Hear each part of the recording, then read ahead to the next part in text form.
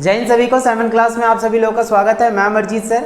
देखिए आज की वीडियो के अंदर हम लोग चैप्टर नंबर 14 करने वाले हैं, जो पेंटिंग का हमारे लास्ट चैप्टर है लोक चित्रकला। यानी कि इस चैप्टर के अंदर हम लोग 5 पेंटिंग के बारे में पढ़ने वाले हैं और यही 5 क्वेश्चन इस चैप्टर के जो हैं मोस्ट इंपॉर्टेंट है और 5 ही क्वेश्चन दे रखे हैं इसमें। ठीक है, देखिए आज का जो हमारा चैप्टर है वो है लोक चित्रकला। इससे पहले जो है टोटल 13 चैप्टर मैं करवा चुका हूँ। जिन्होंने नहीं देखा हो चैनल के प्लेलिस्ट में जाकर बढ़िया तरीके से देख सकते हैं। ठीक है, और अपना प्यार साइमन क्लास को आप लोग भर भर के देते रहें, जिससे क्या हो कि आने वाले टाइम पे जितनी भी हेल्पफुल वीडियोस हों आप तक पहुंच जाए। और चैनल को सब्सक्राइब कर लेना आप लोग, बेल आइकन का बटन दबा के ऑल का बटन जरूर से प्रेस कर लेना, क्योंकि आने वाली पढ़ाई जो होने वाली है आप लोगों तक अच्छे से पहुँचती जाएगी। ठीक है, ये 12th की हो रही है, इसके बाद बीए ग्रेजुएशन की पढ़ाई करवाऊंगा, तो वो आप लोग के पास जो है उनकी सारे नोट्स वीडियो वगैरह जो भी चाहिए होंगे आप लोग को मिल जाएंगे। तो इसलिए चैनल को सब्सक्राइब जरूर कर लें। अगर वीडियो अच्छी लगी तो आप लोग को उसको जो है लाइक जरूर कर लें। ठीक है, चलिए आज का सबसे पहला क्वेश्चन हम लोग स्टार्ट करते हैं। देखिए आज का सबसे पहला जो हमारा क्वेश्चन है, काली घाट पेंटिंग से आप क्या समझते हैं। तो काली घाट पेंटिंग क्या है, काली घाट पेंटिंग को हम किस तरीके से समझ सकते हैं। तो सबसे पहले तो आप इसका चित्र देखिए, किस तरीके से काली घाट पेंटिंग का चित्र बना रखा है। देखिए जरा, तो काली घाट पेंटिंग बंगाल में प्रचलित है। कहाँ पे प्रचलित है, देखिए चित्र अगर आप लोग को दिख रहा है, मतलब जैसे आप लोग देखते हैं चित्र वगैरह देखते हैं, तो उसमें जितनी भी बातें होती हैं वही आप लोग को पढ़ना है, वही आप लोग को एग्जाम के अंदर लिखना है। आगे बात समझ में, देखिए ध्यान समझिएगा इसको। क्या है, काली घाट पेंटिंग बंगाल में प्रचलित है, यानी कहाँ पे फेमस है, बंगाल में फेमस है। अध्याय में उल्लेखित काली घाट पेंटिंग की प्रमुख विशेषता यह है कि चित्र सपाट पृष्ठभूमि पर बनाया गया है, यानी प्लेन सतह पर बनाया गया है। ये चित्र कहाँ बनाया गया है, प्लेन सतह पर बनाया गया, और फर्श अथवा दीवार जैसा कोई विभाजन नहीं है। यानी कि ऐसा नहीं है कि फर्श पे बना रखा है अलग या दीवार पे नहीं, तो कहीं पे भी इसको जो है बना सकते हैं, बस प्लेन सतह होनी चाहिए, उसको कहीं पे भी बना सकते हैं। ठीक है, तो ये चीज़ सपाट, यानी सपाट होना चाहिए, जमीन बिल्कुल प्लेन होनी चाहिए इस चीज़ पे। और रंगों में काला रंग भरा गया है इसमें।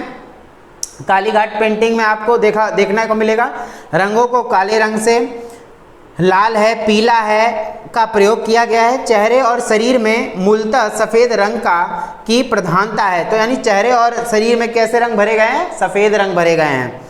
और इस चित्र की एक अन्य विशेषता है गहने, विशेष रूप से कानों में डाले गए बड़े बड़े गोलाकार कुंडल। दिख रहा होगा आप लोग को किस तरीके से कान में बड़े बड़े कुंडल पहना रखे हैं, जिनमें आवश्यक रूप से 2 मोती भी दिखाए गए हैं। 2 मोती आप लोग को दिख रहे होंगे। संपूर्ण चित्र का रेखांकन बड़ा सरल और आकर्षक है, अट्रैक्टिव है बहुत ज़्यादा, और ईजी है बनाने में, दिखने में बहुत इजी लगता है। ठीक है, तो ये है आपका काली घाट पेंटिंग जो बंगाल की है और बंगाल की याद दिलाता है। और यही सारी चीज़ें आप लोग को जो है अपने आंसर में लिख देना है। ठीक है, यही सब तो आता है पेंटिंग के अंदर। ठीक है, बहुत से बच्चों का प्रैक्टिकल चल रहा है, प्रैक्टिकल आप लोग देख लें और बना सकते हैं वीडियो में देख के, कोई दिक्कत नहीं है। ठीक है, चलिए बाकी मन लगा के पढ़ते रहें। पॉलिटिकल का, हिस्ट्री का, सोशोलॉजी का सिलेबस कंप्लीट हो चुका है, आज इसका भी कंप्लीट हो जाएगा। नेक्स्ट वीडियो इंग्लिश के लिए कराऊंगा, इंग्लिश का भी सारा सिलेबस कंप्लीट कर लेंगे। ठीक बा, चलिए आंसर में जाइए। देखिए दूसरा क्वेश्चन क्या है, कमलकारी के प्रमुख केंद्र का नाम बताइए। कमलकारी के प्रमुख केंद्र क्या हैं, तो आप लोग देखिए जरा। कमलकारी पेंटिंग आंध्र प्रदेश में प्रसिद्ध है, वहाँ उसके 2 चित्र भी आप लोग को दिख ही रहा होगा बढ़िया तरीके से। ठीक है, देखिए जरा, तो वहाँ उसके 2 प्रमुख केंद्र हैं, स्थल हैं, जैसे मुसलीपट्टनम हो गया और श्रीकला हस्ती हो गया। यह चित्रकारी वस्त्रों पर की जाती है। ये जो आप लोग को चित्रकारी दिख रही होगी, ये ज़्यादातर कपड़ों पे की जाती है। ठीक है, कपड़ों पर की जाती है, चित्रों में दिखाया गया है। जीवन वृक्ष चित्र कलमकारी शैली का एक उत्तम उदाहरण है, यानी कि इसमें वृक्षों पर दिखाया गया है, किस तरीके से सजा रखा है सारी चीज़ें।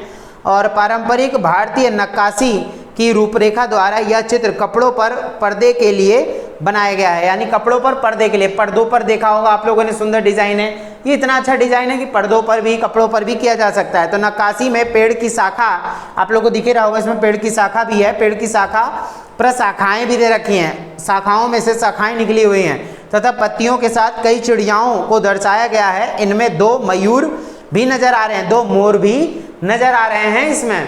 तो ये आप लोग को बढ़िया तरीके से देख लेना है। ठीक है, ये है कलमकारी पेंटिंग जो है आंध्र प्रदेश में काफ़ी फेमस है। चलिए आंसर में जाइए। तो ये चीज़ हमें याद रख लेनी है, जब आपको पेंटिंग समझ में आ जाएगा आप उसके बारे में बढ़िया तरीके से लिख सकते हैं। ठीक है, तीसरा है वर्ली पेंटिंग पर एक लेख लिखिए। आखिर वर्ली पेंटिंग क्या है भाई, वर्ली पेंटिंग देखिए जरा आप लोग, इसका पहले चित्र देख लीजिए।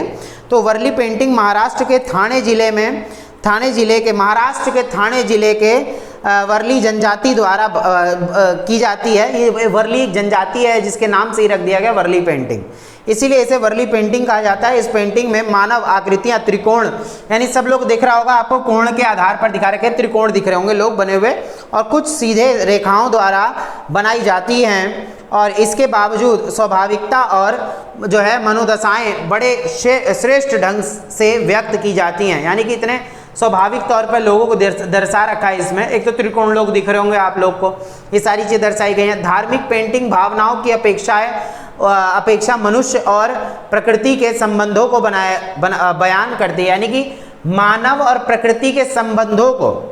धार्मिकता देखो, पहले इन्हीं सब चीज़ों की पूजा की जाती थी, जैसे पेड़ पौधे, पत्थर, चट्टान, जल, वायु, अग्नि, है ना, इन सारी चीज़ों की पूजा की जाती थी। तो यही चीज़ें हैं कि मनुष्य को प्रकृति से जोड़कर यहाँ पर जो है दर्शाया गया है। आगे बात समझ में।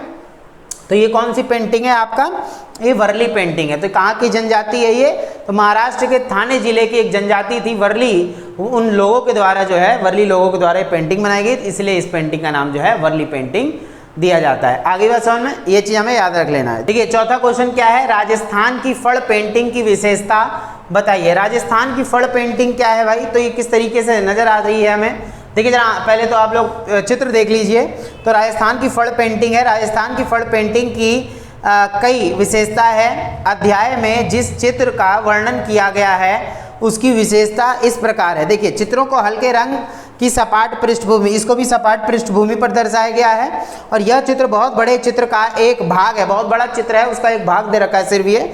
और इस चित्र में राजस्थानी स्त्री और पुरुष दोनों की विभिन्न गतिविधियों को दर्शाया जा रहा है। राजस्थान के, याद रखिएगा, स्त्री और पुरुष दोनों ही अलग अलग कार्य कर रहे हैं, उनके कार्यकलाप को दिखाया जा रहा है। रंगों में लाल, पीला, हरा, काला और सफ़ेद रंगों का प्रयोग किया गया है, किंतु लाल रंग का प्रयोग अधिक हुआ है। इसमें इस पेंटिंग में, फड़ पेंटिंग में, राजस्थान की फड़ पेंटिंग में लाल रंग ज़्यादातर यूज़ किया गया है। ऊँट के चित्रांकन से यह आभास होता है कि वह राजस्थान जन मानस का अटूट भाग है, यानी ऊँट, राजस्थान के लिए ऊँट बहुत ज़्यादा जरूरी है। राजस्थान की अगर हम बात करें तो ऊँट सबसे पहले आ जाता है। आगे बस में, तो सभी आकृतियां राजस्थान की पारंपरिक एवं विशिष्ट वेशभूषा धारण किए हैं।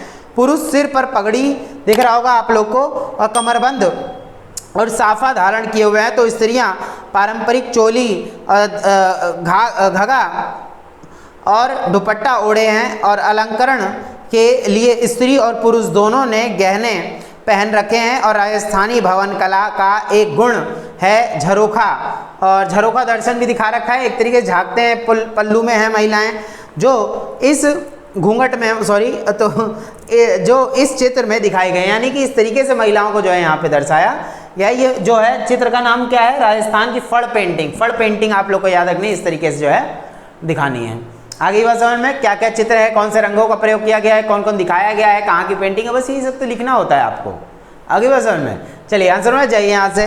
ठीक है, अब हम पढ़ेंगे इसमें जो है पांचवा क्वेश्चन, मधुबनी चित्रकला पर एक निबंध लिखें। मधुबनी चित्रकला की बात करते हैं तो मधुबनी कहाँ है, बिहार में है आपके। ठीक है, तो देखिए जरा मधुबनी की बात, तो मधुबनी चित्रकला बिहार की लोकप्रिय चित्रकला है। यद्यपि बिहार के पिपरिया के ग्रामीण अंचलों में इस सरल एवं जो है ऋणात्मक चित्रकारी थी संस्कृति काफ़ी पहले से प्रचलित रही है। तथापि इससे संसार को परिचित कराने के श्रेय जो है जर्मनों को जाता है। मधुबनी के लोकप्रिय जो है चित्र प्राकृतिक वस्तुओं से निर्मित रंगों से बनाए गए हैं। यानी याद रखिएगा, ये जो मधुबनी का चित्र है आप लोग को दिख रहा होगा, ये प्राकृतिक रंगों से बनाया गया है। प्राकृतिक रंग क्या होते हैं भाई, तो जैसे इसमें हल्दी का प्रयोग किया गया है पीले रंग के लिए, नील, सूखा नील आता है उसको उगाया जाता है, नील का प्रयोग किया गया नीले रंग के लिए, दीपक के काजल को काले रंग के लिए यूज़ किया गया है।